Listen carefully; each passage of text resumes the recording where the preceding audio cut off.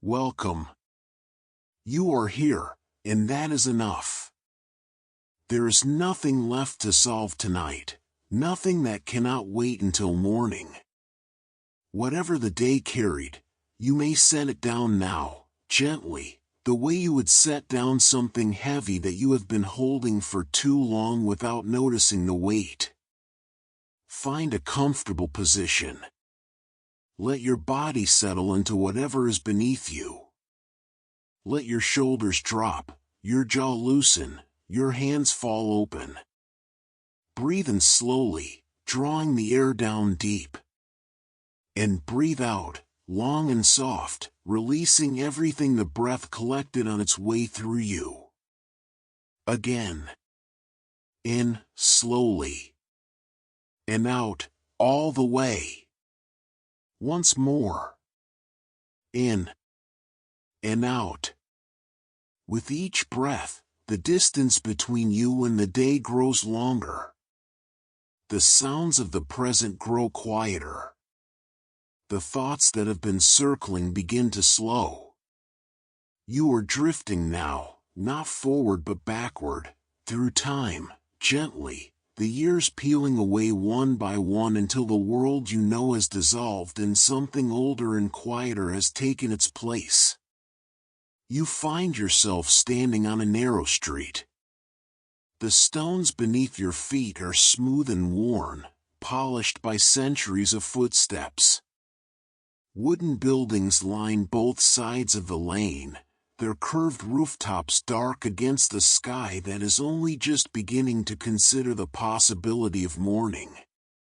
The air is cool and clean. You can smell earth and wood and stone, and somewhere very faintly, the smoke of a fire that has been burning through the night. This is a small town in the time of the Ming Dynasty. The world here moves at the pace of those on foot, of seasons, of lanterns lit and put out again.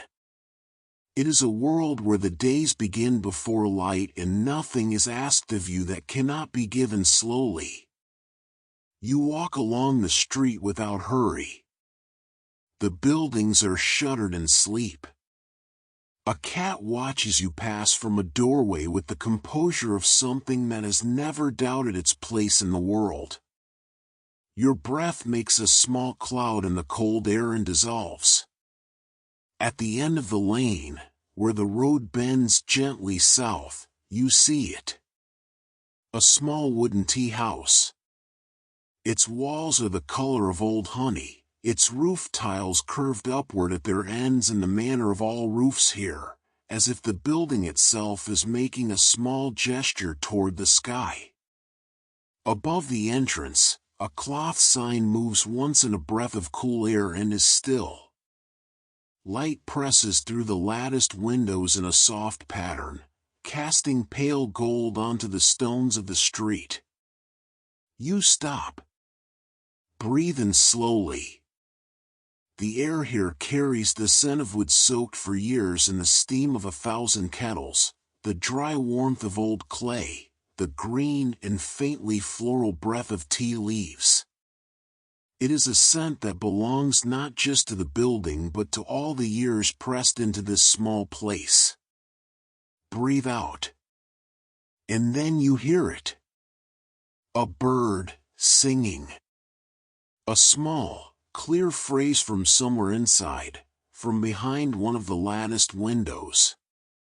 A goldfinch, bright as a coin, singing to the darkness or to whatever small portion of the morning it can already sense arriving. Breathe in once more.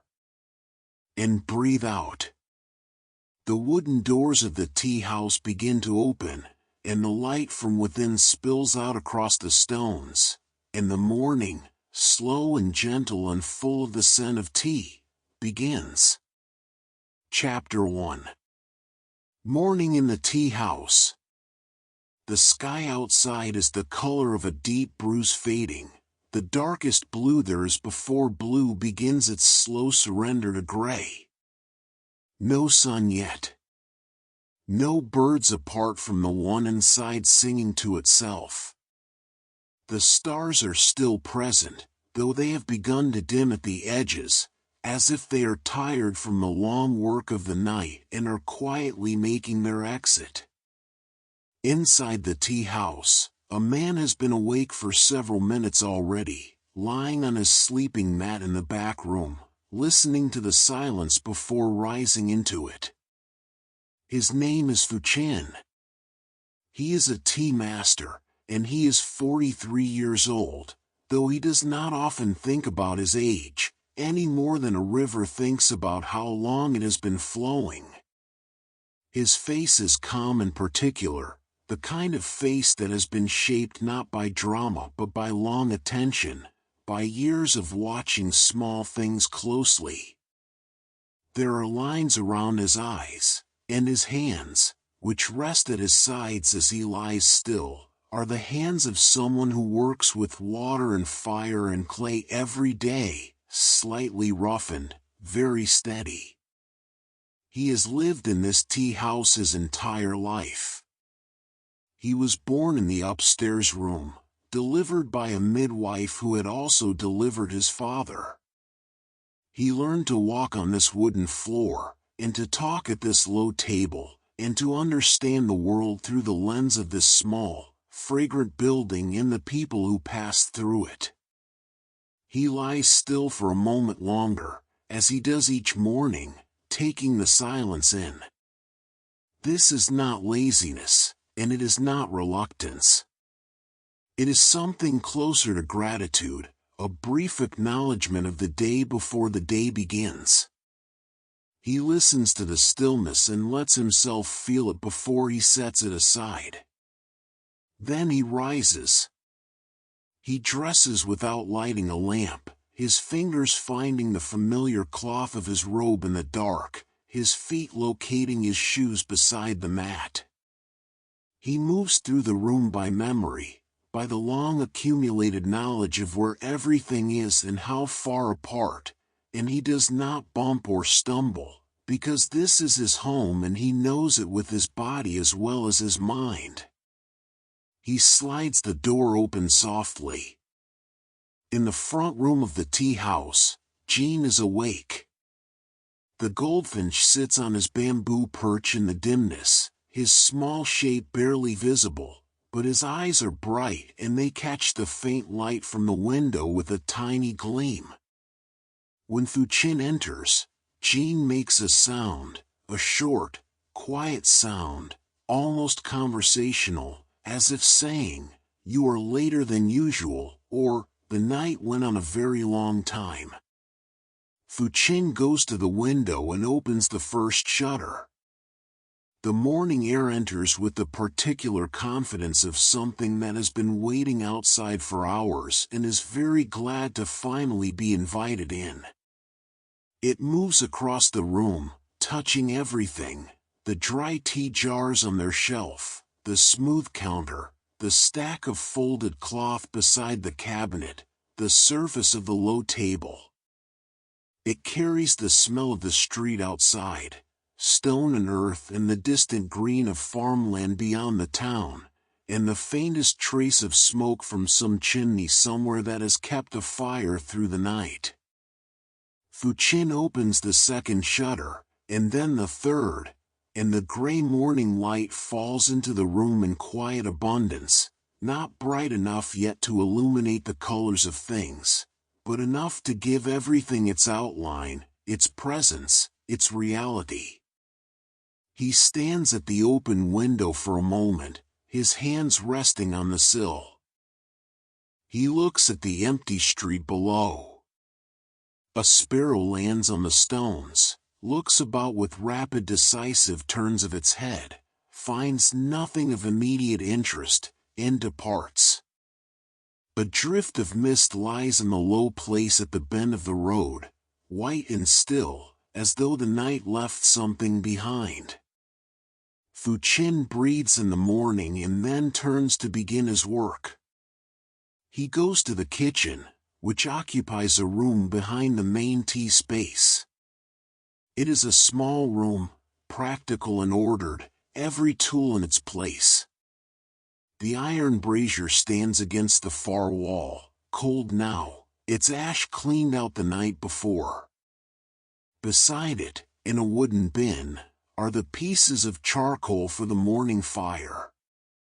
Fù Chīn takes them out one at a time, considering each piece, choosing the ones that will burn long and evenly, setting aside those that are too small or too soft.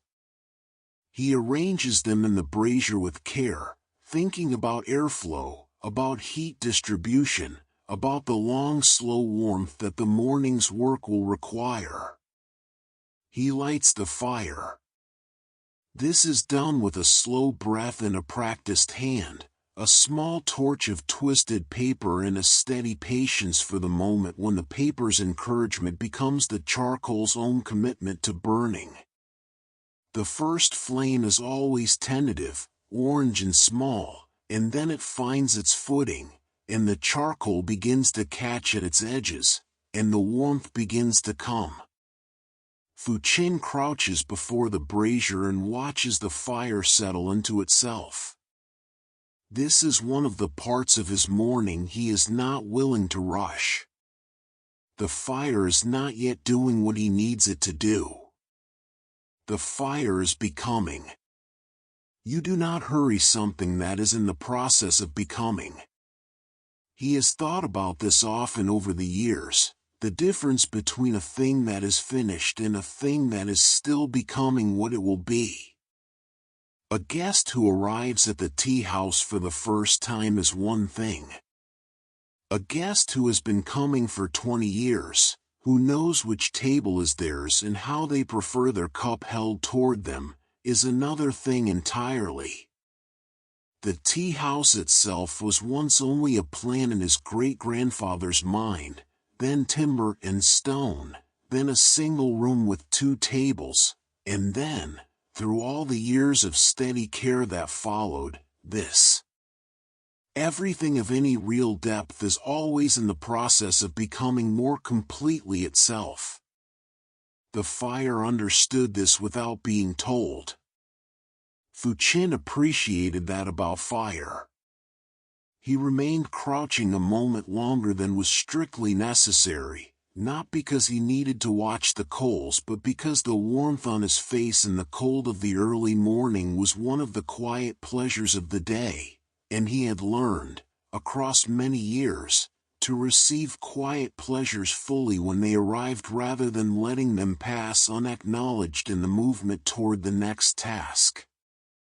His own father had taught him this, not in words but by example, by the way he used to pause at the open window each morning before beginning the sweep, standing still for just a few seconds with his eyes closed, receiving whatever the morning had brought with it before he asked anything of the day in return. When the coals are glowing and the heat is rising steadily, he fills the large clay water vessel from the jar by the door and sets it over the brazier. The clay vessel is old and dark from years of heat, its exterior cratered with the small marks of long use. It holds the water gently, unlike iron, which tends to give the water a hardness. Clay is a kind material to water.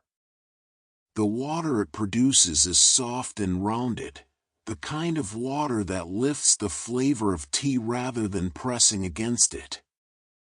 He returns to the front room, where Jean is now singing in earnest. The light through the windows has grown a shade lighter in the few minutes Fù Chīn was in the kitchen, and Jean, who has some internal instrument precisely calibrated to the arrival of morning, is responding to it with increasing enthusiasm. He sings a phrase and then listens to it. He sings it again with a small modification. He pauses, as if considering. He sings a longer version. Fù Chīn takes the broom from its place beside the door and begins to sweep. The strokes are long and even, beginning at the back of the room and moving forward toward the entrance. The wooden floor is smooth, worn down by generations of feet, into a surface that has the slight softness of old wood, the kind that feels different underfoot from new wood, more settled, more itself. It does not take much to sweep it. Fù Chīn sweeps the same floor every morning, and every morning it requires only the same modest attention. What he is doing, more than anything, is participating in the room's preparation of itself. As the broom moves slowly across the floor, Fù Chīn's mind is clear. This is one of the gifts of a life organized around daily practice, that the recurring tasks, by virtue of their familiarity, ask only the surface of the mind, leaving the rest to rest. He is not planning the day. He is not reviewing the previous one. He is sweeping, and the sweeping is sufficient.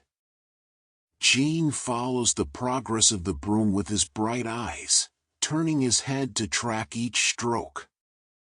He finds this activity deeply interesting every morning, with no diminishment of interest from familiarity. There is something about the broom that he will never fully resolve. The sweeping finished, Fù Chīn leans the broom in its place and turns to the shelves where the teapots are kept.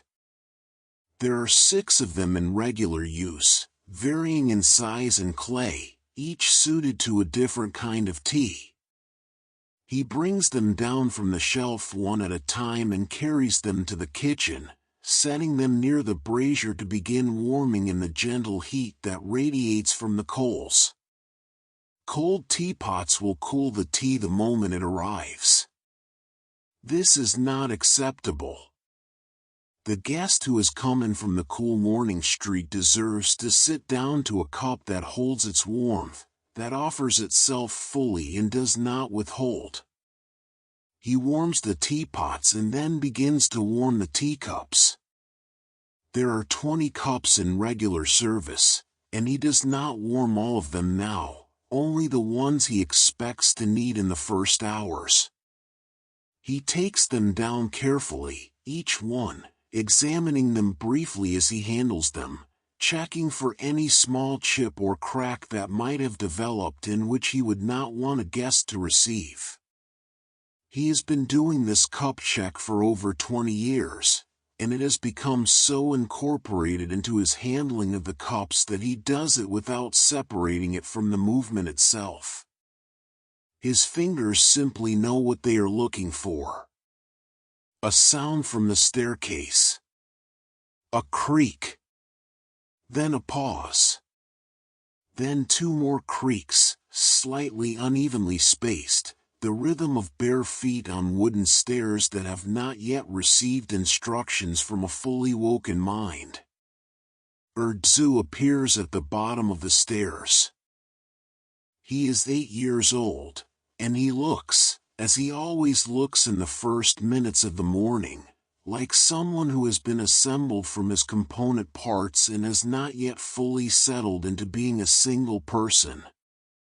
His robe is on correctly, but one edge is folded in where it should fold out. His hair is loose and slightly flattened on one side from the pillow. His eyes are open, but their focus is somewhere between here and sleep, floating in the space between the 2 states. He stands at the bottom of the stairs and surveys the room. Then he sees Jean. This transformation is immediate and complete. The uncertain quality in the boy's face is replaced by something clear and warm, a directness of attention that children bring to the things they love, which is one of the most beautiful things in the world. He crosses the room without hesitation, moving to Jin's perch with the careful, deliberate steps he always uses near the bird, as if he has decided that the space immediately around Jean deserves a different quality of movement than the rest of the world. Jean has been watching the boy come down the stairs with the full intensity of his very capable attention. As Ér Tze approaches, the bird ruffles his feathers once, which is his version of stretching, and then sits very upright, very bright-eyed, composing himself. "Good morning, Jean," Ér Tze says, in a voice pitched lower and softer than his ordinary one. Jean responds with a rapid, delighted series of notes, 5 in quick succession, the last one rising. This is his morning greeting for Ér Tze specifically. He does not sing this particular phrase for Fù Chīn. It is the boy's song, and it has been since the very first week Jean came to live in the tea house, when Ér Tze was 5 years old and spent an entire afternoon sitting very still beside the perch, not reaching for the bird, not speaking, simply being present, until Jean hopped to the edge of the perch nearest the boy and regarded him with sober curiosity. Ér Tze raises his hand, index finger extended, and holds it perfectly still at the level of the perch. Jean looks at the finger. He looks at the boy. He steps onto the finger. The boy stands with the bird on his finger, both of them entirely still, the bird looking out at the room with ownership and satisfaction, the boy looking at the bird with a love so uncomplicated it seems to illuminate his face slightly. Fù Chīn watches from the kitchen doorway without making his presence obvious. This is a private thing, his son and the bird. He does not want to crowd it. After a moment, Jean chirps once, a single decisive note, and steps back to his perch. Ér Tze lowers his hand and comes to find his father.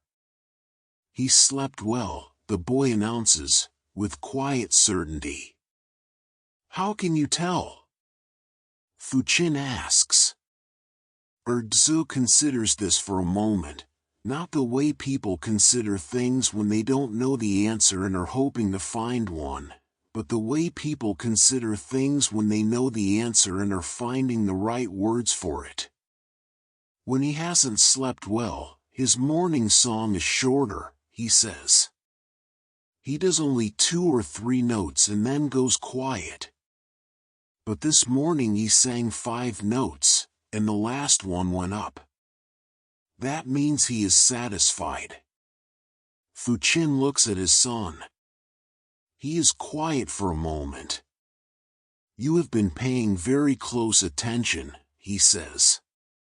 "He is interesting," Ér Tze says simply, as if this explains everything, which, really, it does. Fù Chīn hands his son the broom, and the boy takes it to the kitchen doorway and sweeps that threshold with the same care he has watched his father apply to the main room. The strokes are less even than his father's, and the coverage less comprehensive, but the intention is the same, and intention, Fù Chīn has always believed, is the seed of everything else. When the sweeping is done, Fù Chīn calls his son to the kitchen. He takes 2 of the small clay teacups from the shelf, ordinary cups, ones they use every day for guests, and he sets them side by side on the wooden preparation table.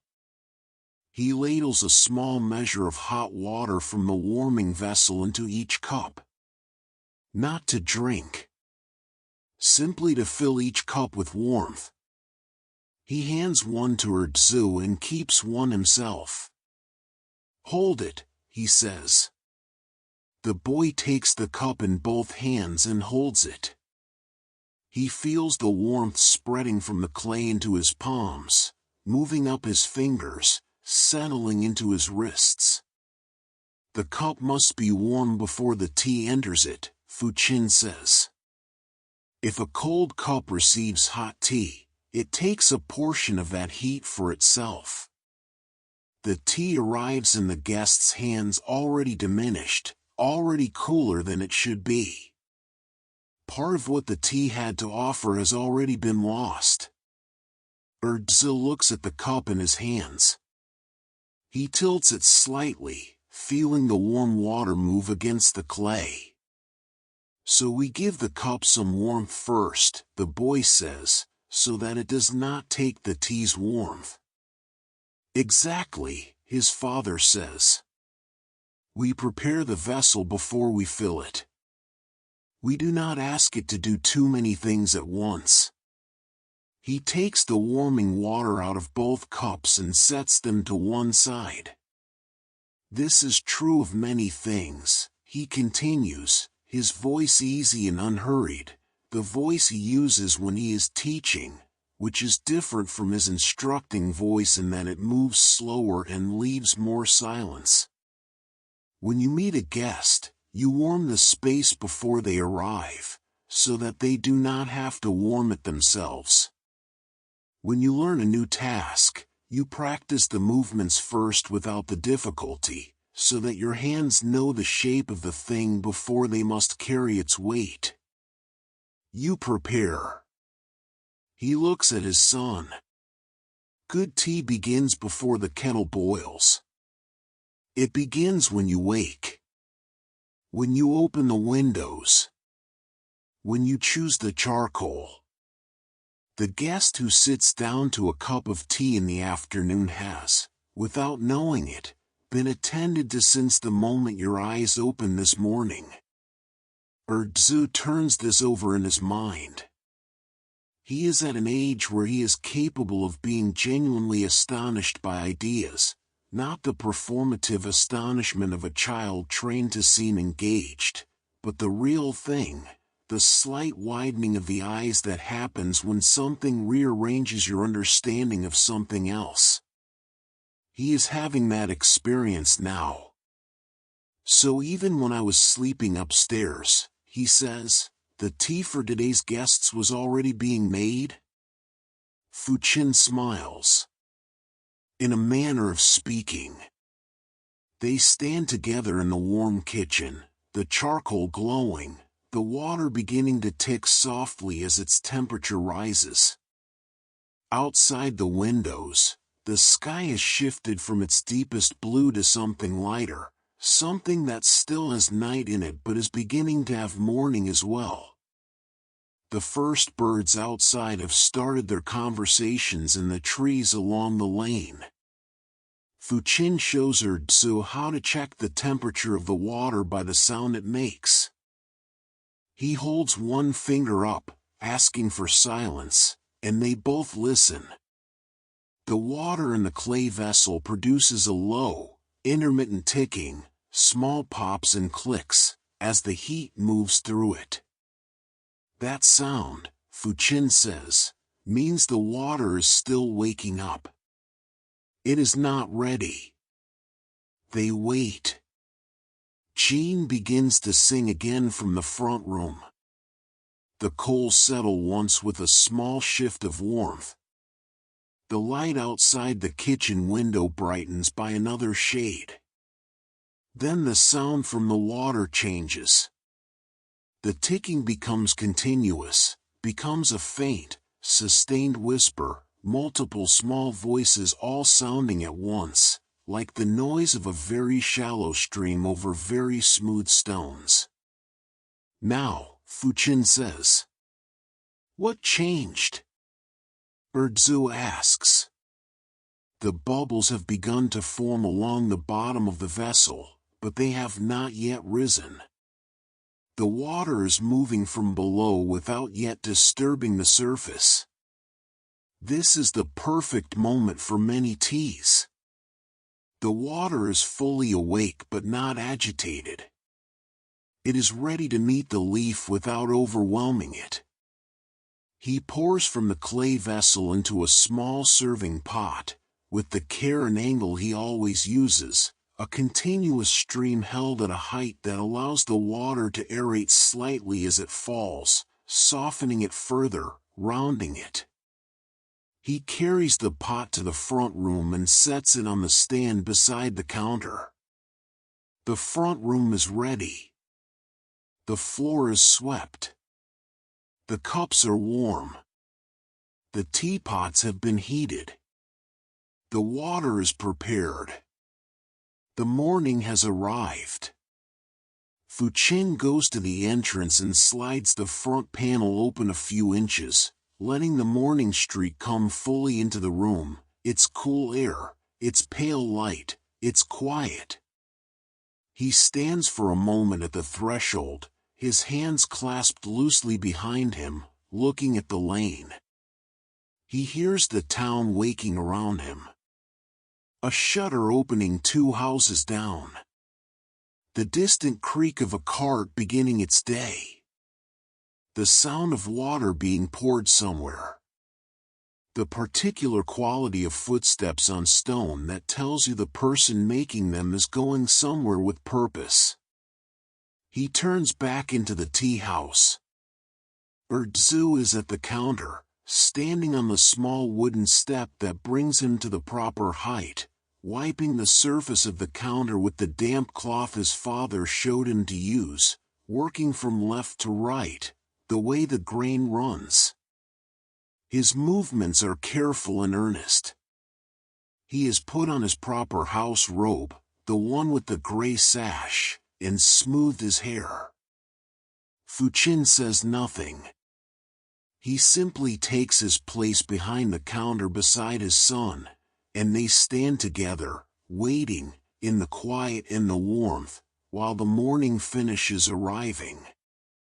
Chapter 2: The First Guests.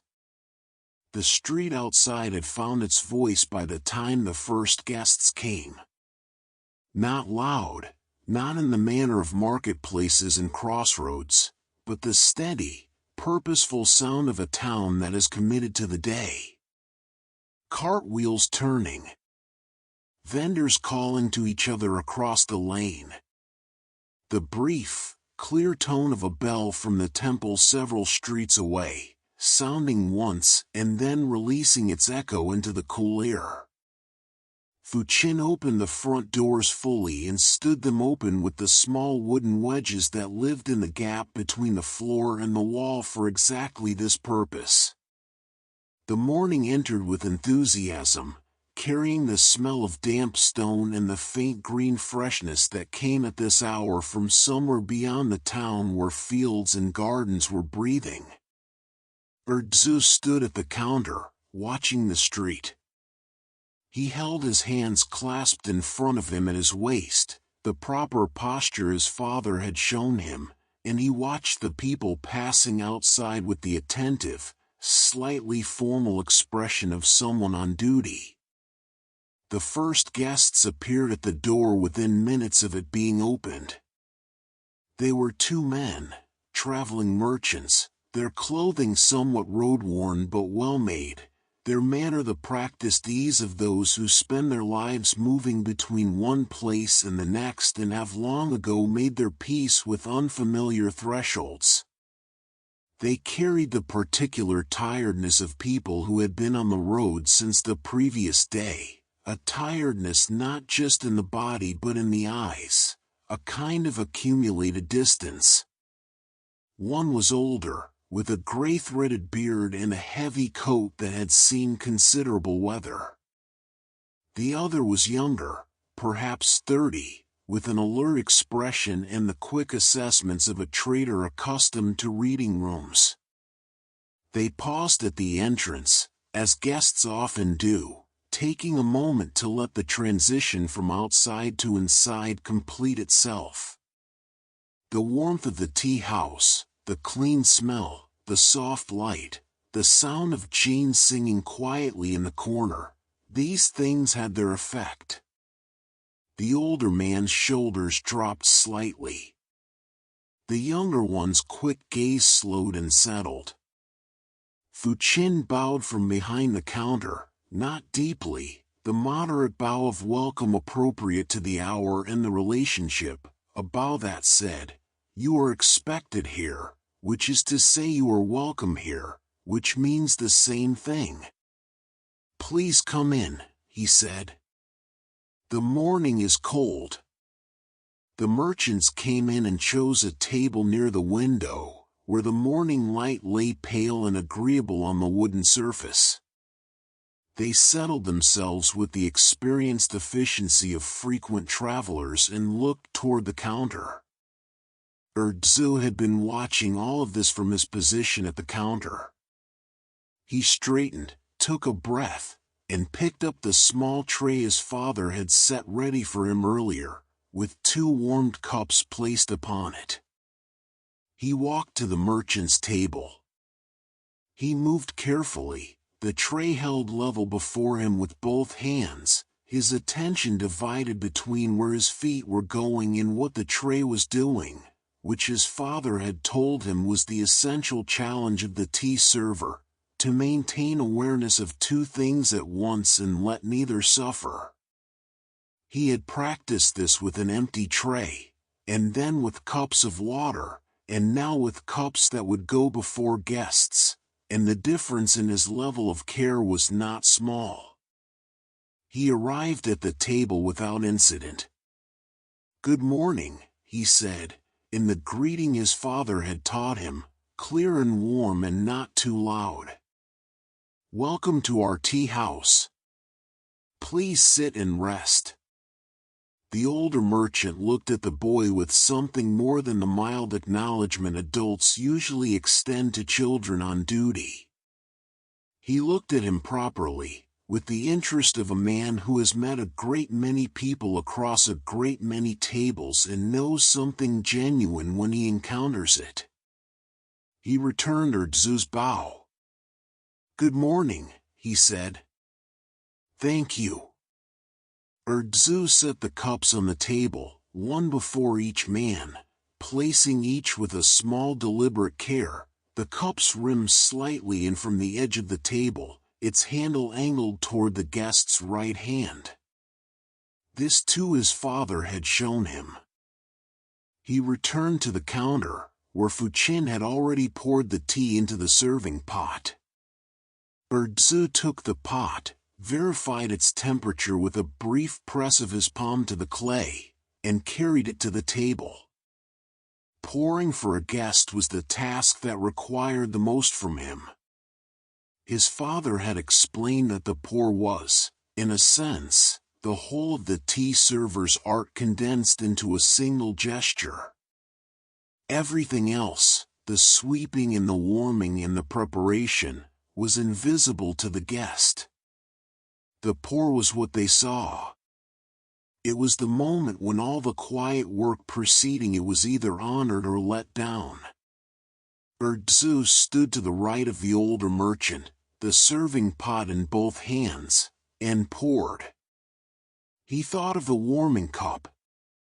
He thought of the water's sound and what it meant. He thought of his father's hands on the pot and tried to make his hands do what his father's hands did, which was hold the pot with lightness while still controlling it completely, so that the stream was directed and even and came to the precise center of the cup rather than its edge. The tea entered the first cup in a smooth line. He watched it rise in the cup and timed his stop so that the level was correct, not too full, enough for warmth and comfort without crowding. He moved the pot to the second cup.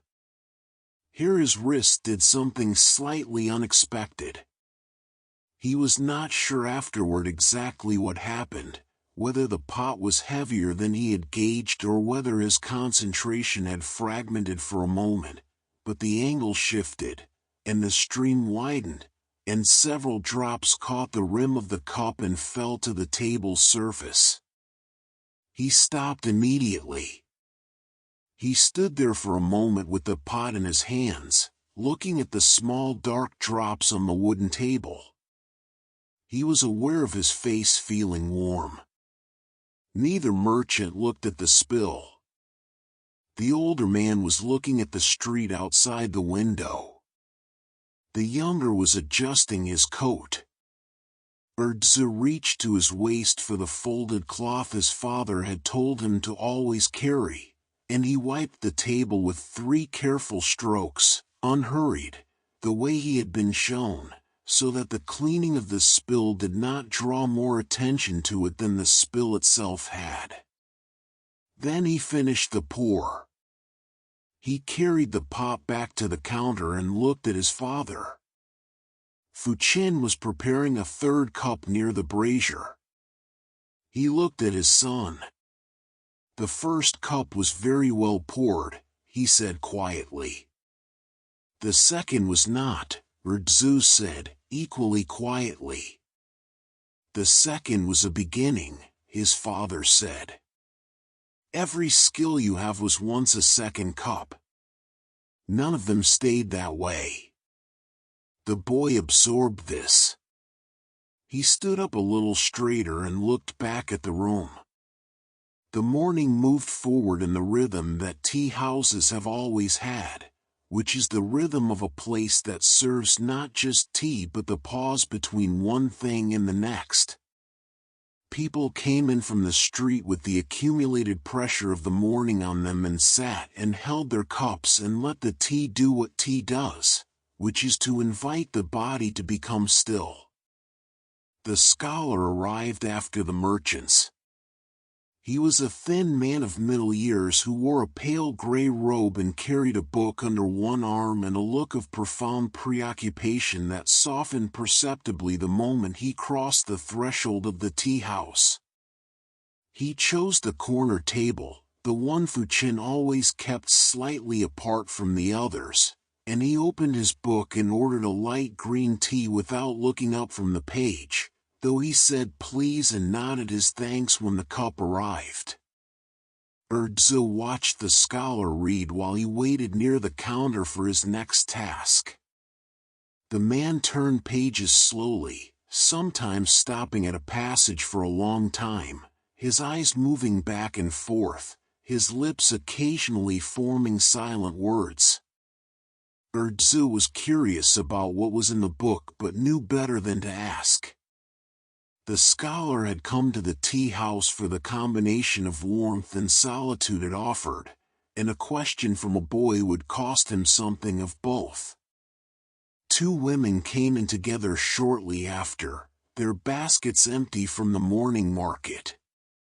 They were clearly old friends, the kind who have known each other long enough that their silences together are comfortable and their conversation when it comes is easy, picking up and putting down subjects with the freedom of those who do not need to manage impressions.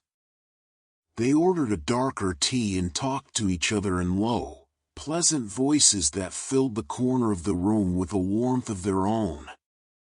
Jean was awake and interested in all of it. He had moved from his sleeping position to an alert, upright one, and he watched the comings and goings from his perch with the expression of a small dignitary reviewing a procession. When one of the women laughed suddenly at something the other said, a low, surprised laugh, Jean gave a start and then composed himself and looked in the opposite direction, as if he had not startled at all. Ér Tze noticed this and covered his own smile with the back of his hand. Throughout the morning, the boy carried trays and poured tea and refilled cups and answered the occasional gentle question from guests with the quiet, careful courtesy his father had raised him to. He spilled twice more, both times small amounts, both times cleaned without ceremony. Each pour was slightly better than the one before, not dramatically, but measurably, in the way that practice produces improvement not in large leaps but in the accumulation of many tiny corrections. Between tasks he returned to the counter, where he watched his father work. Fù Chīn moved through the tea house with the particular economy of someone for whom every gesture has been refined over decades into its most useful form. Nothing wasted, nothing rushed, nothing performed.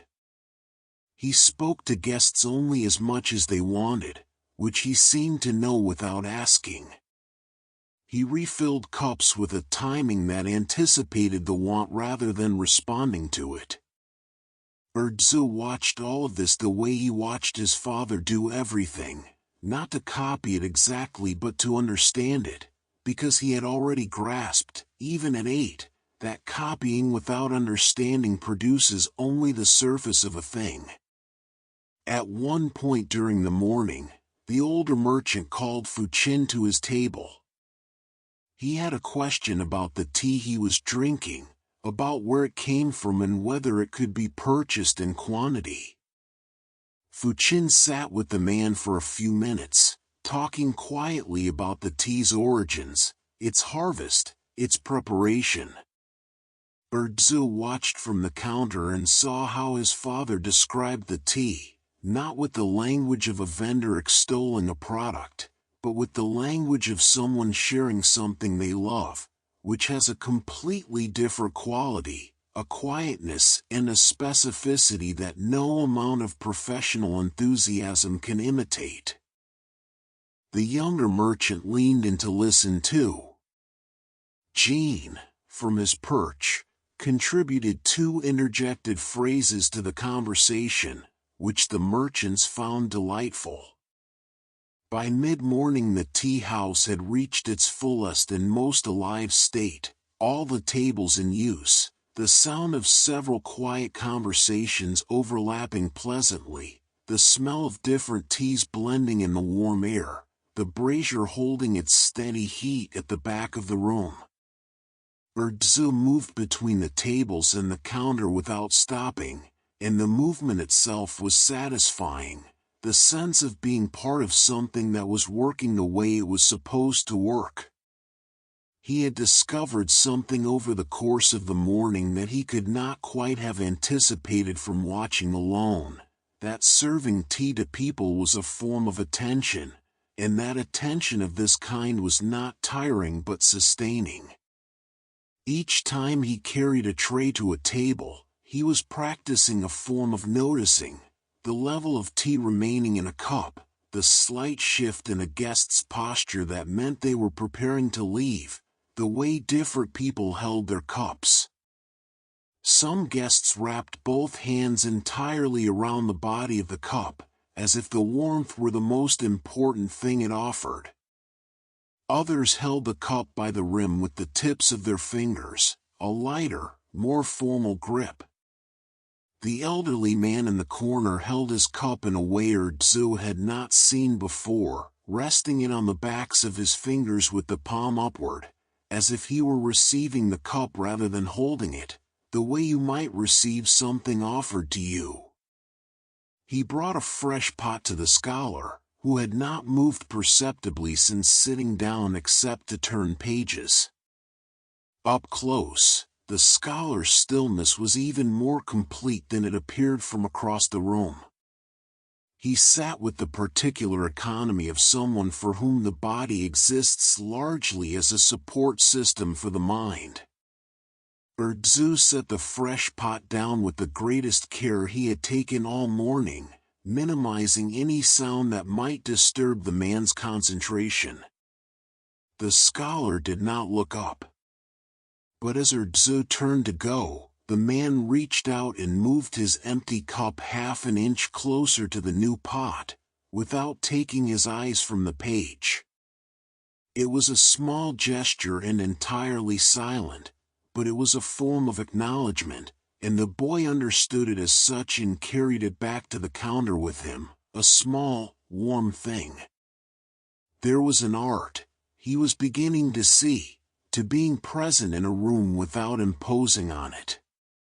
The best service was not felt as service at all by the person receiving it. The cup was full when it should be full. The pot was warm when it should be warm. The table was clear. All of this happened without the guest having to think about it, because it had been anticipated and prepared for, not in response to need but ahead of it. The guest was held by the tea house the way the tea was held by the cup, completely, and without any visible effort. This was what his father did, every single day. This was what he was learning to do. After the older merchant departed, Fù Chīn stood for a moment looking at the door, and then at his son. "What did you notice this morning?" he asked. Ér Tze thought carefully. I noticed the scholar didn't want to be spoken to, he said, but he wanted to know the cup was being looked after. He moved it toward the new pot to say so. His father nodded. What else? The two women weren't resting, really. They were working through something between them. Their voices were low, but they were paying close attention to each other. And the travelers who came early. They needed not to have to ask for anything, Ér Tze said. They had been asking for things on the road. They wanted to be somewhere they didn't have to ask. Fù Chīn was quiet for a moment. Then, those are exactly the right things to notice. Carry them. He thought of what his father had said that morning. About the sweeping, and the warmth, and the 100 preparations. He understood it now in a way that was different from understanding a sentence. He understood it because he had spent the morning living it. The day was fully begun, and the tea house was, in the deepest possible sense, open. Chapter 3 Quiet Afternoon Lessons. The last of the midday guests departed just past the early afternoon hour, and the tea house became, all at once, a different kind of place. Not empty, not silent, but returned to itself. The quality of the air changed slightly when a room clears of people. It becomes more its own air again, the settled smell of the specific place rather than the accumulated warmth of gathered bodies. The tea house in the afternoon had a smell that Ér Tze had known his whole life and had never thought to name until this year, when he began to pay more deliberate attention to things. It was the smell of old wood and old clay and a dozen varieties of dried tea leaf and coals and the particular sweetness that accumulates in a room where good things have been made for a long time. 2 guests remained, the pair of older women from the morning, who had apparently decided they had nowhere else to be and no better way to spend an afternoon than sitting in a warm tea house talking in the gentle, undemanding way they had been talking all day. They required nothing now except perhaps a refill of their pot every so often, which Ér Tze could manage without disrupting anything. Fù Chīn appeared from the back room carrying the large flat sorting basket, the one woven from pale river reed, wide enough to spread a full measure of dried leaves without crowding them. He set it on the central table and pulled 2 stools close, one for himself and one for his son, and sat. Ér Tze came and sat beside him, and they began to sort. Tea sorting was not urgent work. It was the kind of work that could be done badly without the consequences appearing until much later, which meant it was the kind of work that required a particular internal standard, one that was not maintained by fear of immediate failure but by commitment to quality for its own sake. Fù Chīn had sorted tea beside his own father the same way, at this same table, in this same afternoon light, and he had been taught the same way he was teaching now, by doing it slowly and with explanation, and by answering every question as fully as it deserved. They moved through the leaves with their fingers, separating whole leaves from broken ones, setting aside any fragment that was too small to properly brew, grouping varieties by their appearance and texture when they could be identified that way. "Close your eyes," Fù Chīn said, placing a small cluster of leaves in his son's open palm. Ér Tze closed his eyes and held the leaves. He brought them close to his face and breathed in, slowly and deeply, the way his father had taught him to smell things that required attention, not the quick surface sniff but the considered inhalation that brought the scent fully into contact with perception. Something green, he said after a moment. His brow was slightly furrowed in concentration. Like the smell after it rains on a warm day. Except more so. More like that than rain is. What else? He breathed in again. He waited. Something sweet. Very faint. Like flowers, but I don't know which flower. Not any flower we have in town. That is a white tea from the northern hill gardens, Fù Chīn said. It is grown at high altitude, where the air is thinner and cooler and the clouds come low for much of the year. The plants there grow more slowly than plants in the valley because the season is shorter and the cold comes earlier. A leaf that takes longer to grow has more time to develop complexity. The sweetness you smell is something that only comes from slowness. He paused. The best tea in the world is grown in places that are difficult to reach, in conditions that require patience of both the plant and the person tending it. There is no shortcut to it. Time is the ingredient that cannot be replaced. He took the white tea leaves gently from the boy's hand and placed a different cluster there. He said nothing. He waited. Ér Tze inhaled. His face changed. This one is different, he said. It is darker. Like the smell of the wooden shelves in the back room. Like something that has been kept a long time. Yes, Fù Chīn said. This one has been aged for several years. It was made before you were born, from a harvest I have had stored in the back jars. I do not bring it out often. Aged tea changes in ways that freshly made tea cannot predict.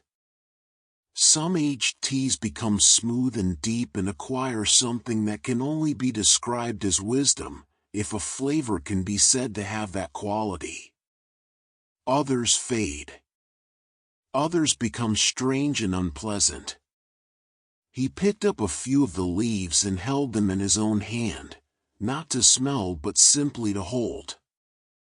Time is not always kind. But when it is kind, it produces something that no other method can. He looked at his son. People are not entirely different. Ér Tze opened his eyes and looked at the leaf in his father's palm. He thought about this. He thought about the old merchant who had visited that morning, the one with the gray beard, who had a kind of unhurried ease about him, a quality of being unsurprised by the world that Ér Tze found very appealing. He thought about his father, who had the same quality, and who was older than the merchant. He thought about whether he himself would one day have it. Does it take a long time? He asked. Fù Chīn considered. It takes the amount of time it takes. You cannot decide to acquire it faster.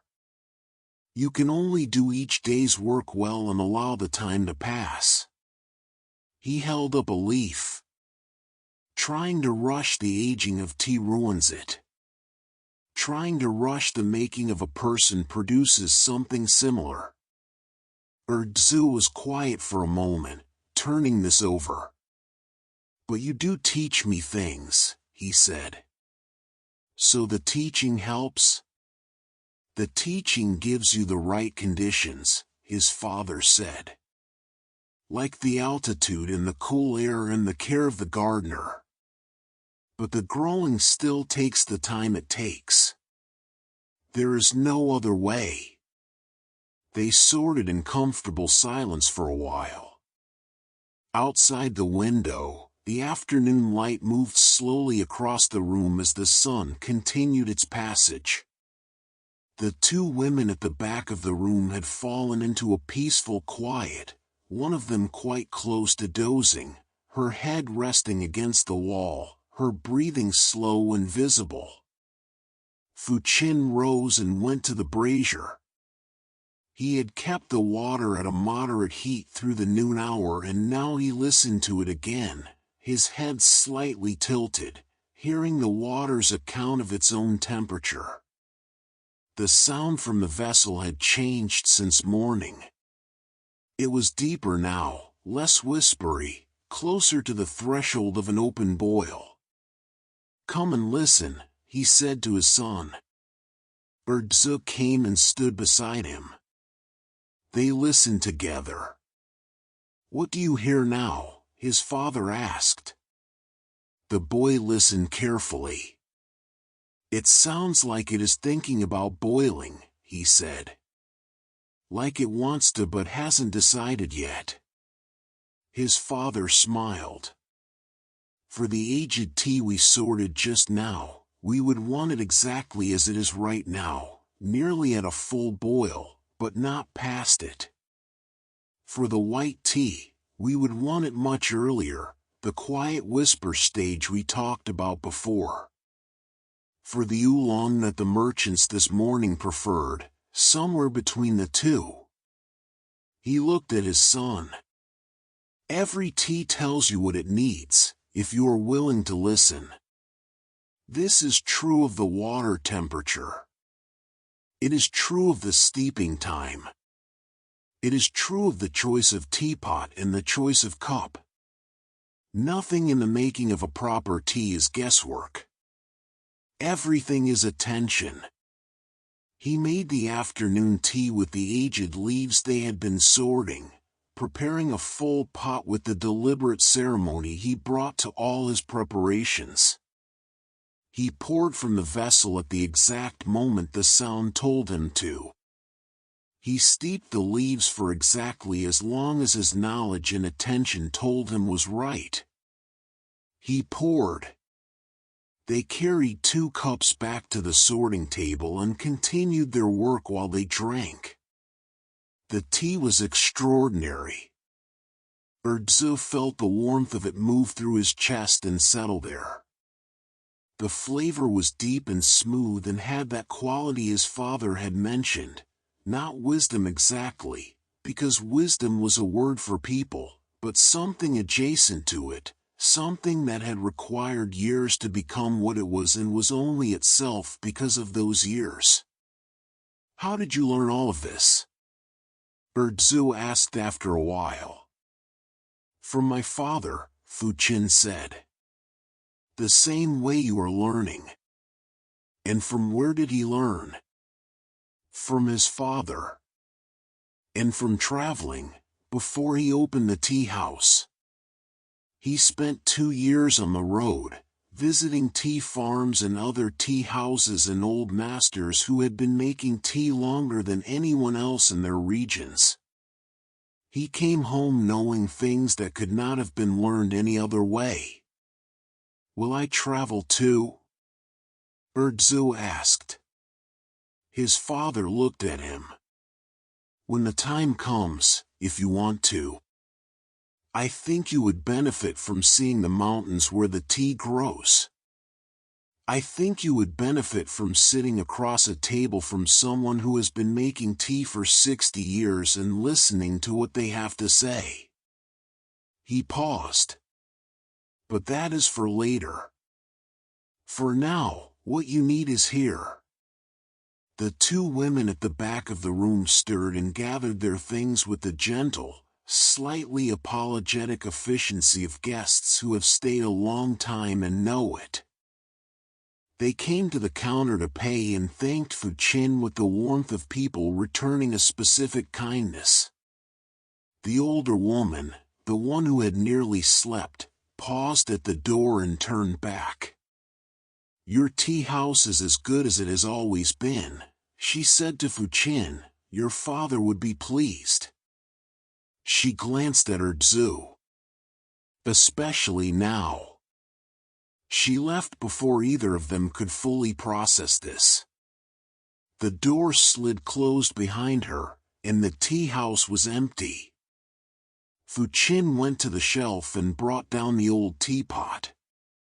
Not one of the ones in regular service, but the particular one, the one that lived on its own section of the shelf slightly apart from the others.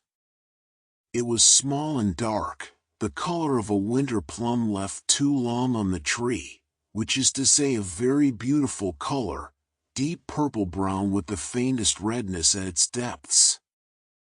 The surface had the smoothness of something polished by decades of careful hands rather than tools. It had belonged to his father. And to his father before that. And to that man's father, who had purchased it from a potter whose name no one remembered anymore, though the quality of the work remained clearly eloquent. He set it on the sorting table between them and let his son look at it without touching it first. Ér Tze looked at it. He could tell it was old. There was something about the proportion of it, the way it sat on the table, that was different from the pots in daily service. Those pots, even the older ones, had a kind of present tense quality. This pot existed partly in the past.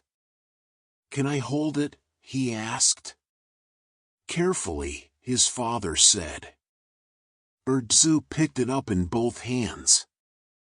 It was lighter than he expected. The clay felt different from the daily pots, more settled, as if the clay itself had achieved a kind of completion. He turned it gently. He could see along the lower edge where the clay had been held thousands of times, where the finish was slightly lighter from the oil of hands across generations. "It smells," he said, with quiet surprise. "Yes. Like tea. But not like any tea we made today." "No. What you are smelling is older than anything we made today. The clay has absorbed tea over many decades, and now the tea is part of the pot. You cannot tell where the clay ends and what the clay has held begins." Ér Tze brought the pot gently closer and breathed it in. The scent was extraordinary, old and complex and deep, like something that had been in a room where the finest teas were made for 100 years, which was essentially what it was. "This is what I was trying to tell you earlier," Fù Chīn said, "about time and the things it can make. This pot was once just clay. Good clay, shaped by skilled hands, but just clay. Every tea that passed through it added something. Every year of use added something. The pot that exists now could not have been created in any other way. If you tried to make a new pot that smelled and felt and performed like this one, you could not do it. The only way to have this pot is to begin with a good pot and then use it well and with care for a very long time." He looked at his son. "You can keep almost anything that way, if you are willing to care for it across the years." Ér Tze set the pot down gently. He looked at it for a long moment, thinking about all the mornings it had sat over a brazier. All the hands that had held it. All the tea that had moved through it. "I want to use it someday," he said. "You will," his father said. "In time." Ér Tze set the pot back on the table and looked at it for another long moment. He thought about the potter who had shaped it, whose name was lost now, who had no way of knowing that the thing his hands made would be held by a boy in this small tea house on a quiet afternoon many generations later. He thought about whether the potter would have found that strange or whether he would have found it exactly right, exactly what he had hoped for when he chose his clay carefully and worked it slowly and fired it with patience. He thought that the potter probably would have found it right. A thing made with that quality of attention was made to last, was made to be held by hands not yet born, and the person who made it must have known that. He looked at his father. "Did your father let you hold it when you were my age?" Fù Chīn considered. "He did. Once. He held it himself first for a long time, the way I just did with you, letting me look before touching. And then he placed it in my hands and said nothing at all. Just watched." "Were you careful?" "Very," his father said. "I was so careful I forgot to breathe." Ér Tze smiled at this. He understood it completely. The last of the day's business settled into its natural completion. The tea house was clean and quiet around them. Jean had been sleeping for some time, a small, warm, golden black shape on his perch, breathing visibly. The coals in the brazier had dimmed to a steady deep glow. Fù Chīn looked at the light in the courtyard window and rose from his stool. "Come," he said. "Let's go outside while the light is still good." He carried Jean on his hand, very carefully, easing the sleeping bird from his perch and holding him with the patient steadiness of long practice. Jean woke part way, looked around with momentary alarm, recognized the hand and the smell and the face, and settled again, one foot tucked up, eyes half closed. They went out through the back door into the courtyard. The light was extraordinary. It was the light of late afternoon in a season that has not yet committed to its ending, golden and long and very clear, the kind of light that makes ordinary things look as though they have been considered by someone and placed exactly so. The old tree in the corner of the courtyard caught the light along its eastern branch and held it there. The herbs in their wooden boxes were green and still. Fù Chīn passed Jean to Ér Tze's finger. The bird settled himself with a brief adjustment of feathers and then looked out over the courtyard with an expression of serene proprietorship. They stand side by side motionless in the courtyard while admiring the majestic view of the sunset.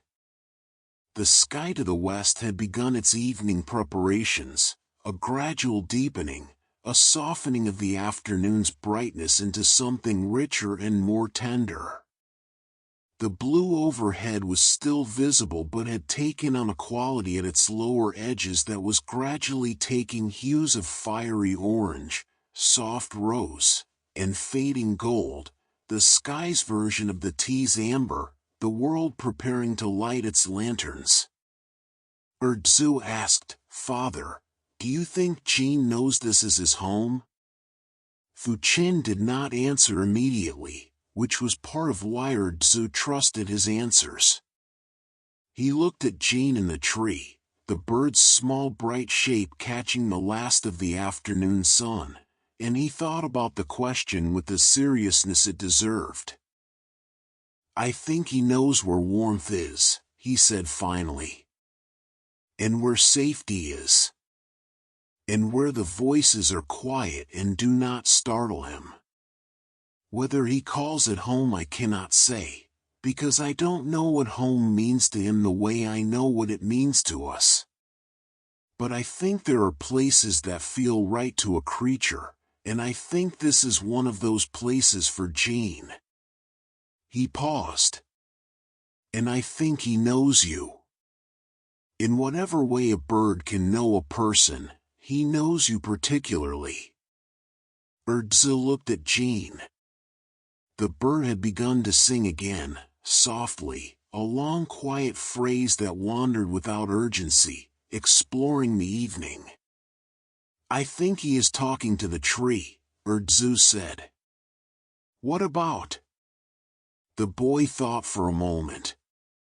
"I think he is saying that it has been a good day. And that the evening is going to be even better." Jean sang another phrase. The light on the courtyard deepened another shade. Fù Chīn folded his hands and looked at the sky and quietly agreed. Chapter 4 Lanterns and Gentle Stories. Evening had come to the town the way it always did, not with announcement but with the gradual and persuasive fact of darkness settling into the places where light had been. The blue faded. The gold deepened. The streets outside the tea house became first amber, in the last of the sun, and then gray, in the space between sun and lantern, and then whatever color warmth is when it comes from small flames in enclosed spaces, not quite orange, not quite gold, something softer than both. Fù Chīn moved through the tea house lighting the oil lanterns. There were 7 in the main room, hung at different heights and positions, and their lighting was not done carelessly. The order in which they were lit, the angle at which each wick was trimmed, the amount of oil in each reservoir, these things had been attended to in the afternoon as part of the closing preparation, and now the lighting itself was simply the conclusion of that work. Each lantern, as it caught and settled its flame, added its character to the room. The tea house in lantern light was a different place from the tea house in daylight, and both were different from the tea house in the gray, pre-dawn hour. In daylight it was a practical place, a working space full of the purposeful quality of honest labor. In morning's early gray it was a place of preparation and beginning. But in lantern light it became something gathered and intimate, the shadows at the corners suggesting depth rather than emptiness, the warm amber picking out the edges of the clay pots on their shelves and the grain of the old wooden walls and the gleam of the clean cups waiting for use. Ér Tze helped with the smaller lanterns, carrying the lighting taper from one to the next with the focused care appropriate to open flame, which his father had taught him about when he was 5 years old and which he had never taken lightly since. He lit the lantern near Jin's perch last, and Jean watched the operation with great interest and then ruffled himself happily in the new warmth and light, as if this were a service provided for him specifically. The late guests came just as the last lantern was lit. 3 men, travelers from the look of them, their coats dusty and their faces carrying the particular combination of tiredness and relief that appears on people who have reached shelter after a long time without it. They came through the door with the slight hesitation of the very tired, as if forward momentum had been their mode of operation for so many hours that pausing to look around required a different kind of effort. The warmth and light of the tea house surrounded them immediately, and Ér Tze, watching from the counter, saw the moment it reached them. It was visible. The man at the front of the group, a broad-shouldered man of perhaps 40 with a coat that had been on a horse's back more recently than it had been off one, let out a long breath that seemed to release something he had been carrying in his chest for hours. Fù Chīn welcomed them simply and guided them to the large table near the brazier, where the warmth was most immediate. He did not ask them many questions. He read what they needed from the way they sat down, the way they removed their hats, the way they arranged their hands on the table as if grateful for the solidity of a surface that held still. He made them a dark, roasted tea, the kind that had body and warmth and something almost food-like in its depth, the kind of tea that addressed itself to the body rather than exclusively to the palate. He brewed it strong and brought it with 2 small dishes of preserved winter melon and sugared ginger, which he always kept available in the evening for guests who had been traveling and whose bodies had gone past hunger into a kind of hollow. Ér Tze carried the tray. He poured for the men with steady hands. The practice of the day had found its way into his wrists, and the pour was even and controlled, and when he stepped back from the table the broad-shouldered man looked up at him with a quiet nod that was more meaningful than a compliment would have been. The travelers were not talkative. They held their cups in both hands, the way the elderly morning guest had held his cup, for warmth and presence both, and they looked at the middle distance, which is the direction people look when they are in the process of not being anywhere in particular, when they are between the place they left and the place they are going and are grateful for the interval. Ér Tze moved between the counter and the table quietly, refilling the pot once without being asked. His father had told him, "Watch the level of the pot. When it is at the halfway point, prepare the next one, so that the second arrives before the first is finished." The guest should never have to wait at the moment they most want the next cup, because that moment tends to be the moment they are most relaxed, and waiting at that moment costs something. After an hour, perhaps less, the travelers gathered themselves in the slow and deliberate way of people for whom every movement at the end of a long day requires its own small decision. They settled their account with Fù Chīn, thanked him in the manner of those who mean it specifically rather than reflexively, and went out into the evening. The tea house was quiet again.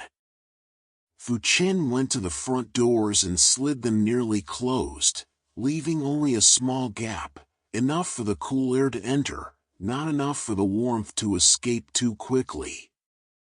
He turned to look at the room, the lanterns burning steadily, the clean tables, the shadows at the corners, Jean on his perch, his son at the counter.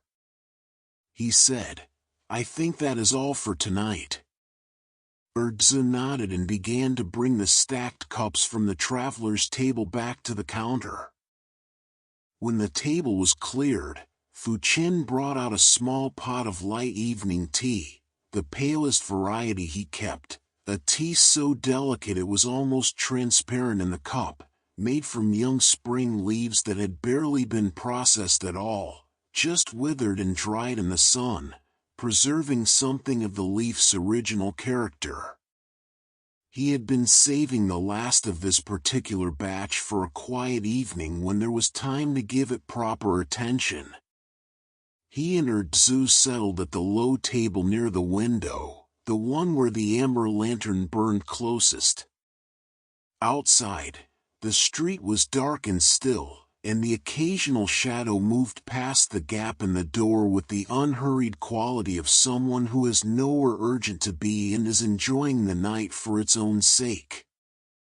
The tea in Ér Tze's cup was very pale and very fragrant, with the clean sweetness of green growing things and something almost like cold morning air. "Father," the boy said, looking at his cup, "where do the tea leaves come from?" And so Fù Chīn told him about the mountains. He described them the way his own father had described them, with the careful love of someone talking about a place that has shaped them even though they have never seen it, a place that has been present in their life through the thing it produces, like knowing a person by their letters.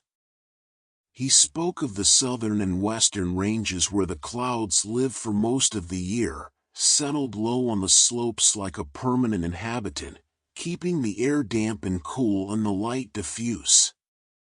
He spoke of the soil, old volcanic soil, dark and mineral-rich, full of substances that the tea plant's roots had been finding their way to for generations. He spoke of the old-growth tea trees, some of them centuries old, their trunks gnarled and thick, their roots going down into the earth at depths that no newly planted tree could match. Those old trees produced leaves of a flavor and complexity that younger plants simply could not replicate, because flavor of that kind was not a matter of cultivation alone but of time, decades of time, the slow accumulation of the mountain's character into the plant's character. He spoke of the spring harvest, how the pickers moved through the rows in the hours before full light, while the dew was still on the leaves and the morning air had its particular quality of being new. How only the youngest leaves were taken, the topmost tips, 2 leaves and a bud, the most tender and the most full of what the plant had been slowly accumulating through the cold months. How the pickers worked with a speed and precision born of long practice, their fingers moving through the leaves with a selectiveness that appeared automatic but was in fact the product of thousands of hours of attention. He spoke of the drying and the rolling and the varying processes by which the harvested leaf became the final tea, some quickly, for green tea, preserving the leaf's brightness and freshness, some slowly, through oxidation and time, for darker teas that developed complexity at the cost of delicacy. Ér Tze listened. His cup grew cool in his hands, and he drank from it slowly, between sentences, the pale tea meeting the descriptions of its own origins with a kind of silent confirmation. Jean, from his perch, contributed occasional phrases to the account, small commentary offered and then withdrawn. "I have never been to those mountains," Fù Chīn said at last. "My father went once, years before I was born. He came back changed," he said, "not dramatically but essentially. He said that standing on the slope of a mountain where tea has been grown for 1,000 years does something to a person's sense of proportion. It makes the daily work feel both smaller and larger simultaneously. Smaller because you see how ancient and vast the world of tea truly is. Larger because you understand that your small daily work is part of it." He looked at his cup. That is why he always treated the preparation of tea as he did. Not with reverence that was stiff or ceremonious, but with care. The kind of care that comes from understanding the chain of effort that leads to the cup in your hand. The boy thought about this for a long time without speaking. "Then, did you want to go? To the mountains?" "Yes," his father said. "I still do, sometimes. Why didn't you?" Fù Chīn looked at the lantern. The flame moved once, slightly, and steadied. "When my father died, there was the tea house to manage. And then there was you. And the tea house and you have been enough. More than enough." He paused. "Perhaps when you are older and can manage things here, I will go. Or perhaps we will go together." The boy looked up at his father with something that combined the idea of a promise with the idea of an adventure, and held them both there in his expression without needing to say anything. "Tell me about the tea house," he said after a moment. "About how it began." Fù Chīn refilled both cups from the small evening pot, the pale tea pouring almost colorlessly, the fragrance rising in the warm air between them. He told the story of his great-grandfather, the man who had come before all of them. The tea trader who had spent his young years on the road, going between towns with a cart and 2 horses, carrying chests of tea to merchants and households across the region. A man who had a reputation for honesty in an occupation where honesty was not always the prevailing approach. His customers knew that what he said about a tea was accurate, and that accuracy had made him sought out over the years, so that the roads between his destinations had become familiar in the way of a second home, or a third one. He had grown tired, eventually, of moving. Not tired in the way of someone for whom a thing has become unpleasant, but tired in the specific way of someone who has done a thing so thoroughly and so well that they feel genuinely complete with it, the way you feel at the end of a very good meal, full in the particular sense of having had exactly enough of exactly the right thing. He chose a town. He chose it for practical reasons, proximity to roads into the farms that supplied him, and for one reason that was not practical at all, the quality of the morning light on the main lane, which came from the south at a low angle at certain seasons and filled the street with a warmth that seemed, to him, to be the light of a place that would treat him well. He built the first room of the tea house himself, with the help of his neighbors, over the course of 2 seasons. It was smaller than what now existed, only 2 tables and a counter and a back room for the brazier and storage. He opened it the following spring, on a morning that, by all accounts, had very good light. People came. He served them well. He was known for the quality of his tea and the quality of his silence, which is to say he was known for not talking too much and for having impeccable taste. The tea house became a fixture of the town the way certain places do, not through ambition or cleverness but through consistency, through being reliable and good, day after day and season after season, until it became one of those things that people do not imagine the town without. He gave it, when the time came, to Fù Chīn's father. Fù Chīn's father had kept the essential character of the place, the simplicity and honesty, and had added his own contributions, the second room, the back kitchen, the corner table that stood slightly apart from the others. He had also, in his early years, taken the road himself, visiting other tea houses and tea masters, learning what could only be learned by sitting across a table from someone who had spent 60 years in tea. He had been the one who kept the old teapot. He had received it from his own father with instructions: use it with care, clean it with care, and give it to the one who will understand it. Fù Chīn had understood it. Now there was Ér Tze. The fire in the brazier had settled to a deep, still glow. The lanterns burned quietly and without variation. The room was warm and amber and carried its years gently, the way all things carry years that have been well spent. Fù Chīn was quiet for a moment after the story. Then he said, in a somewhat different voice, a voice pitched lower and carrying something more careful in it, "Your mother loved the scent of tea blossoms." Ér Tze looked at his father. He was very still. She used to say, Fù Chīn continued, slowly, that if she could carry one scent with her wherever she went, it would be that one. Tea blossoms have a particular fragrance that is related to the fragrance of the tea leaf but different from it, softer and more immediate, more like the smell of something alive and present rather than something dried and preserved. They bloom in the autumn, white and small, and they do not last long. He looked at the window. The street outside was dark.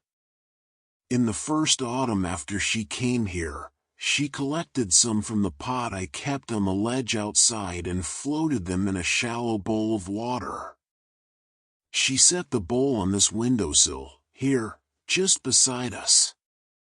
She said the smell of them, floating in the water, in the morning, with the light coming in, was the most peaceful thing she had experienced.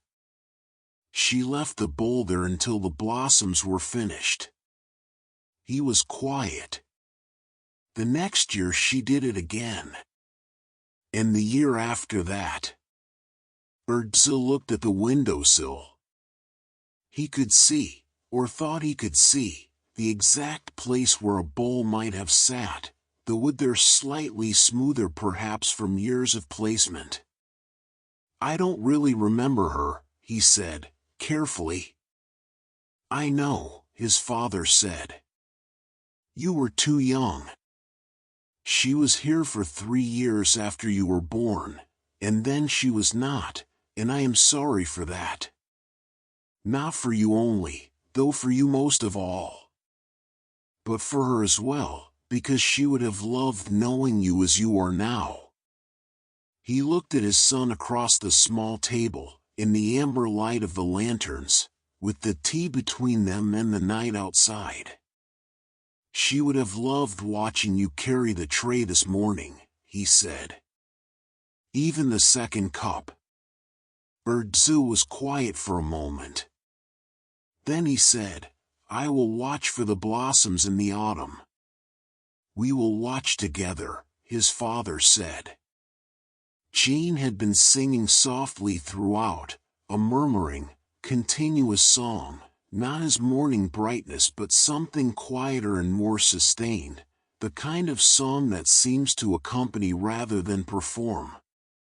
He sang now while the boy sat and held his cooling cup and let the warmth of the lanterns and the tea and his father's words settle around him. The evening deepened outside the nearly closed doors. Somewhere down the lane, a lamp went out in a window, and then another, and the street grew darker, and the tea house held its own light like something cupped in careful hands. Chapter 5 The Quiet Night. The night had fully arrived without anyone needing to announce it. The town outside was in that deep, inhabited quiet that settles over a place when most of its people have gone inside and closed their doors and are in the process of letting the day go. Not absence, not emptiness, but rest.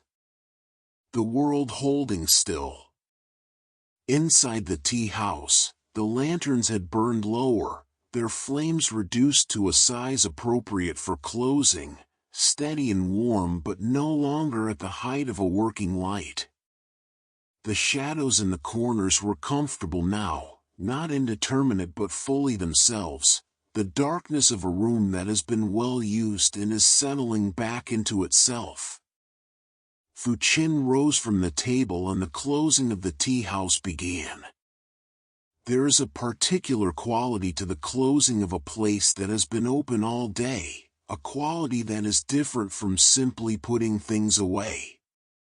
The closing is in some sense the completion of the day, the final preparation, the making of the tea house into itself again, ready for the morning, restored to the state of readiness that will allow the next day's work to begin without any remainder of the previous one to complicate it. He moved through this with the same unhurried attention he brought to everything. Ér Tze rose with him, without being asked, and took his place in the closing work naturally, the way he had been observing and participating in it for as long as he could remember. He knew the steps. He had been watching them his whole life, and in this past year had been learning them by doing them rather than only watching. The transition was nearly complete now, the tasks had become his, not because his father had stepped away from them but because the boy had grown into them. He took the remaining teacups from the evening's use to the washing basin. There were only 5, his own and his father's from the late tea, and the 3 from the travelers earlier in the evening. He washed them with cool water and the small cloth kept for that purpose, working carefully, cleaning the interior of each cup with particular attention, rinsing each one, setting it mouth down on the drying rack where it would rest until the morning. He was thorough without being slow. His father had told him once that the difference between carefulness and slowness was focus. A careful person gives the task their full attention and moves through it at the natural pace of the task itself. A slow person holds back from the task, which is why it takes longer. The cups were washed with full attention and at the pace cups require, which is not fast but is not hesitant either. Fù Chīn collected the serving trays from their positions around the room and carried them to the kitchen counter. He wiped each one with a dry cloth, checked their surfaces for any damage, stacked them in order. He covered the tea jars, pressing the lids into place with care, checking the seal of each one. The teas inside needed to be kept from the night air, which at this season was damp enough to begin working on an open jar by morning. Ér Tze brought the wiping cloth from the washing basin and began on the tables. This was a task his father had shown him the proper way to do, not simply wiping across the surface but attending to the table as a thing that deserved attention, working in the direction of the grain, attending to the joints between the planks where small things could collect, wiping the edges where hands rested throughout the day, going over each surface twice so that the second pass could catch what the first had missed. The tables were old wood, smooth and dark from years of tea and careful maintenance, and they responded to the wiping cloth with a slight brightening, as if they appreciated the attention. He did all the tables, one after the other. His father swept the floor. The evening sweeping was a mirror of the morning sweeping, the same long, even strokes, the same movement from back to front, the same collection of the day's dust and small debris into a tidy accumulation at the threshold to be taken out. The sound of the broom on the old wooden floor was one of the most familiar sounds of Ér Tze's life, a sound he associated with the beginning and the ending of every day, a sound that enclosed the day the way two hands cup water. Chīn, who had been stirring and settling and stirring again on his perch throughout the evening's work, finally tucked his head fully beneath his wing in the complete, committed way that meant he had decided the day was done and was making no more accommodations to it. His small body rounded. His feet gripped the bamboo perch with the unconscious security of sleep. His breathing, which had been visible in the slight movement of his feathers all evening, became invisible, seamless, perfect rest. The floor was swept. The tables were clean. The cups were drying on their rack. The tea jars were sealed. The trays were stacked. The teapots were set in their overnight positions, slightly off the shelf's front edge, the way Fù Chīn's father had kept them, for no reason anyone could now articulate but which had been maintained for so long that changing it would have felt like a small loss. Fù Chīn went to the lanterns. He extinguished them one by one. The room changed with each one. The first lantern to go out was the one in the far corner, the one that had illuminated the space where the travelers sat, and its extinction deepened the corner back to shadow, making the room feel slightly smaller and more gathered. The second was the one above the counter. The third and fourth were the ones that hung on either side of the room's center. With each one gone, the warmth contracted, the light concentrated in what remained, until only the two nearest the door and the one near the window were still burning, and the room was all amber depth and shadow. He extinguished the one by the door. He extinguished the one by the window, the one near which he and his son had sat all evening, the one that had illuminated the boy's face and the steam from the pale tea and the dark surface of the low table where the story of the tea house had been told. One lantern remained. In its light, the room was nearly dark, the wooden walls holding what little warmth was left in the last amber, the old teapots on their shelves like shapes dreamed rather than seen. The floor, just swept, held its quiet gleam. The closed front door was a dark rectangle against the darkness beyond it. Fù Chīn went to the back kitchen and filled a small clay kettle from the water jar, a measure enough for 2 cups, no more. He set it over the last coals of the brazier, which had burned through the day and were now a deep, settled red, still warm, not demanding, perfect for this one final, gentle task. He found the last of his reserve of the evening tea, the pale spring leaves, a small amount remaining in the jar, enough for 1 more pot. He prepared it with care, with the particular fullness of attention that comes when you know that a thing is ending. He poured into 2 cups. He carried both cups out through the back door into the courtyard, and Ér Tze followed him. The night was extraordinary. The moon was nearly full, set high enough to cast a clear, cold light across the courtyard, making the stones shine and the old trees' branches sharp-edged against the sky. The shadows were deep and clean. The light had the quality that full moon nights have, of making the world look as though it has been reproduced in a different medium, silver and precise, all its familiar elements present but rendered in a way that makes them look as if they have always been secretly this beautiful. The sky above was full of stars. Not scattered, as they sometimes appeared, but complete, a depth of stars that seemed less like dots of light and more like a surface of light seen through gaps, the suggestion of something luminous and entire behind the visible sky. They sat on the stone bench. Fù Chīn gave his son the cup and held his own in both hands, the warmth of the tea against the cold of the night making a precise and perfect balance. They did not speak for a long time. There was nothing that needed saying. The moon moved its light across the courtyard stones by fractions. The old tree shifted once in a small, cold breath of air. The herbs in their wooden boxes were silver outlined and still.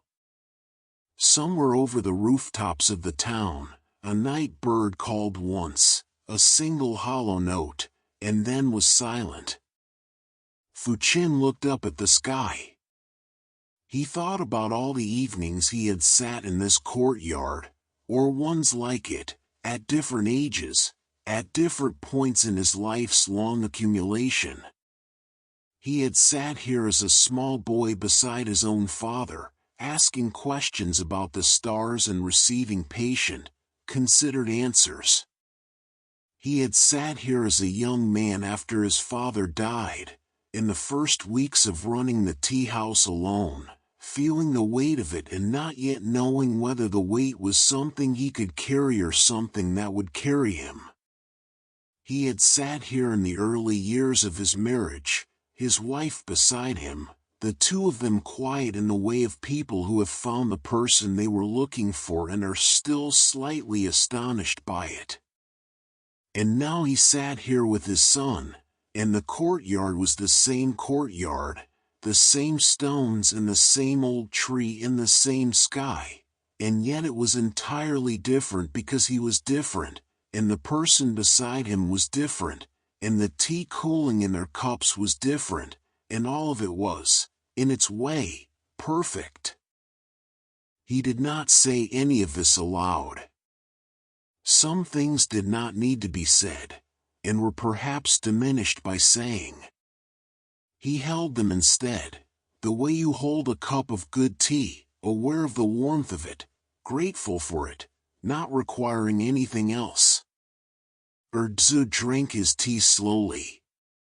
He was tired, truly tired, the kind of tiredness that feels like completion rather than depletion, the tiredness of a day that has used him well and been used well in return.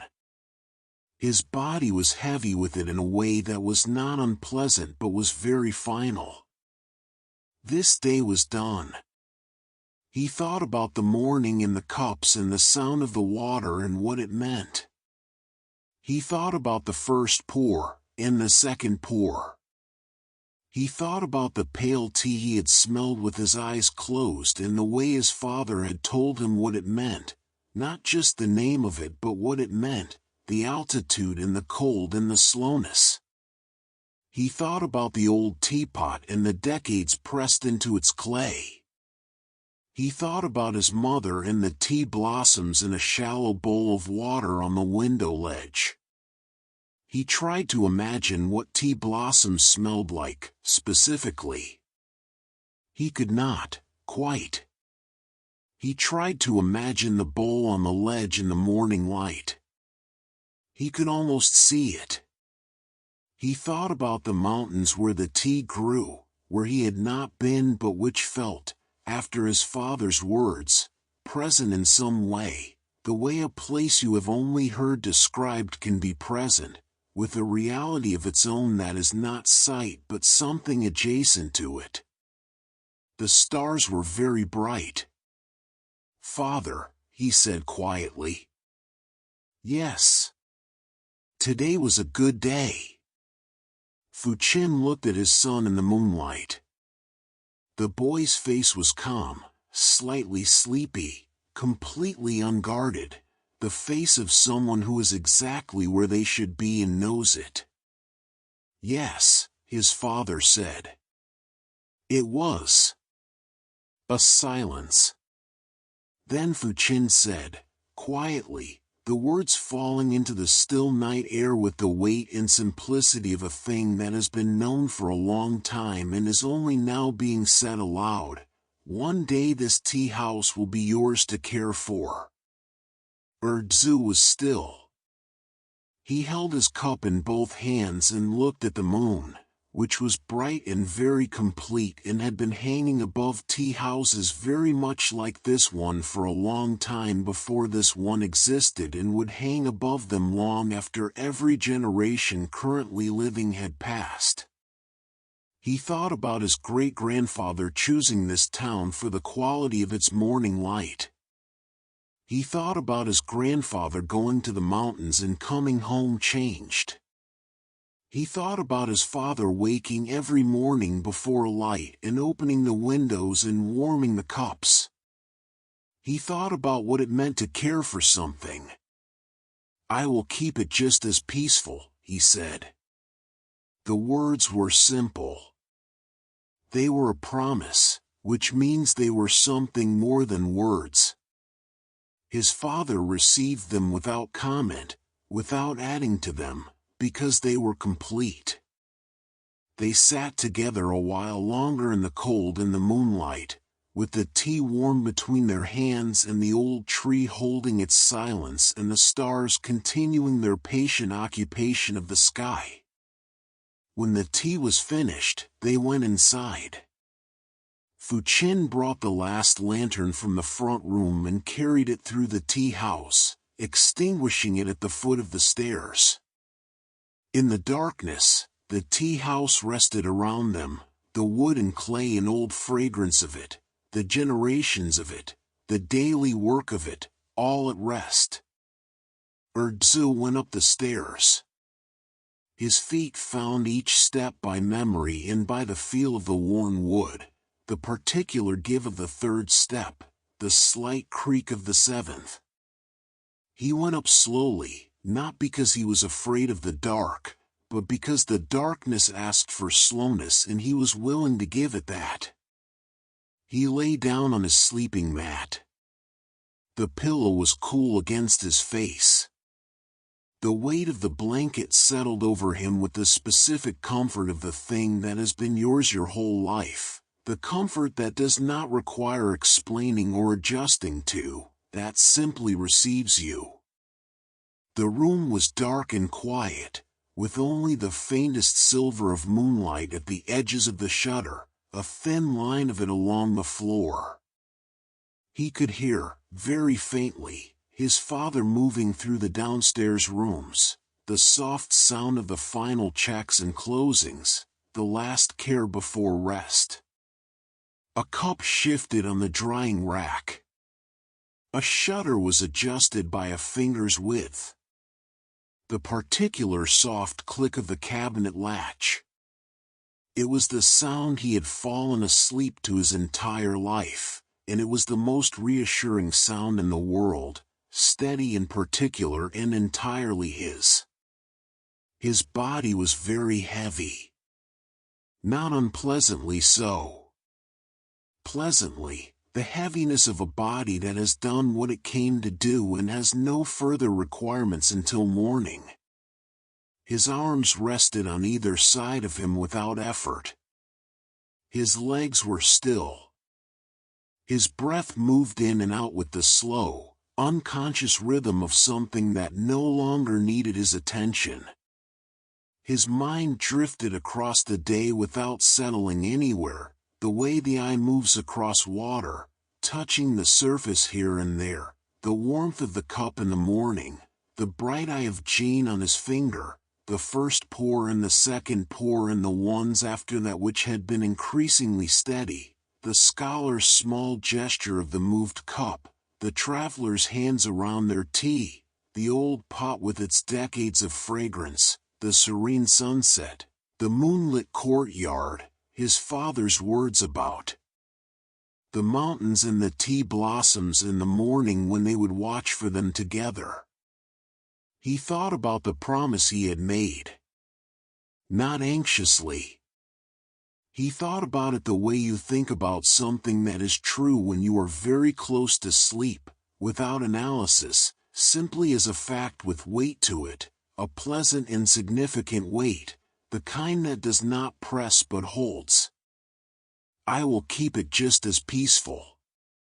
He had meant it exactly. The meaning of it was clear in a way that meanings sometimes were not.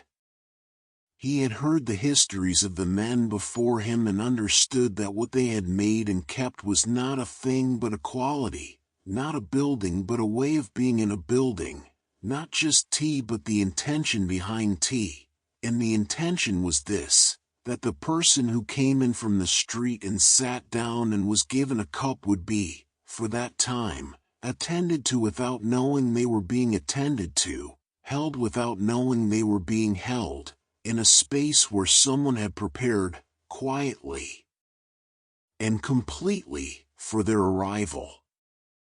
He would keep that. Below him, in the front room, Jean slept on his bamboo perch with his head tucked beneath his wing, warm and still and dreaming, perhaps, of mornings, of the rising light and the first notes and the finger of the boy offered and accepted. The tea house was still. Outside, the narrow street lay silver in the moonlight, its stones old and smooth and patient. The cloth sign above the entrance stirred once in a breath of cold air and then was still. The rooftop curved against the sky in its small gesture upward. The town around it lay in its full night quiet, breathing slowly, all its lanterns dark.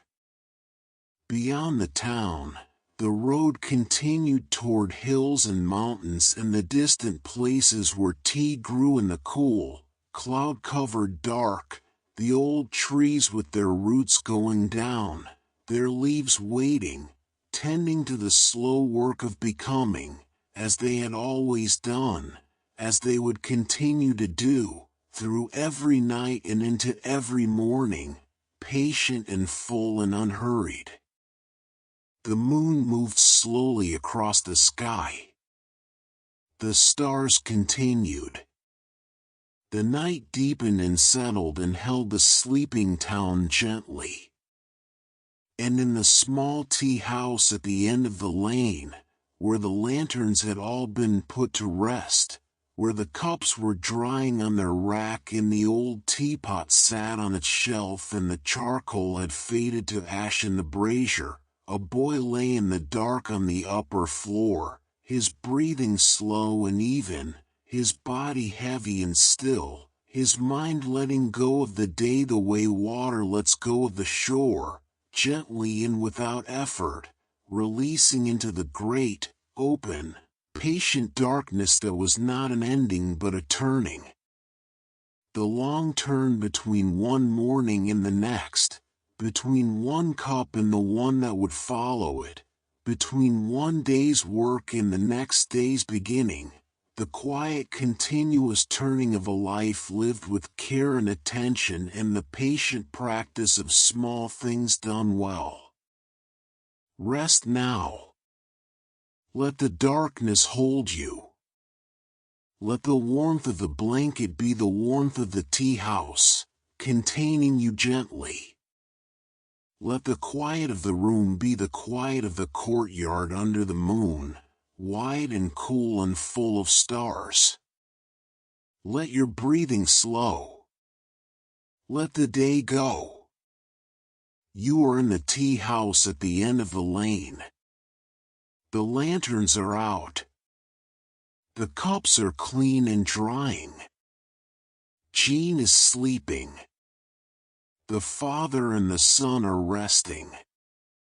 The town is still.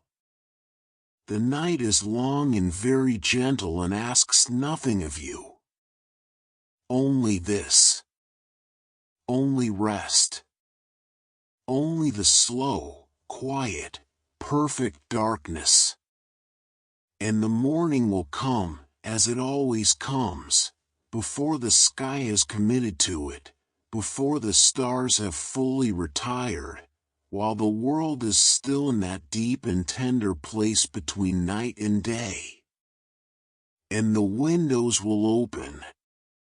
And the broom will move across the floor. And the water will warm in the clay vessel over the coals. And the cups will be warmed before the tea arrives. And the bird will sing.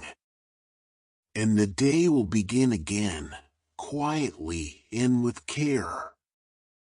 As it always has. As it always will. Sleep now. Sleep well.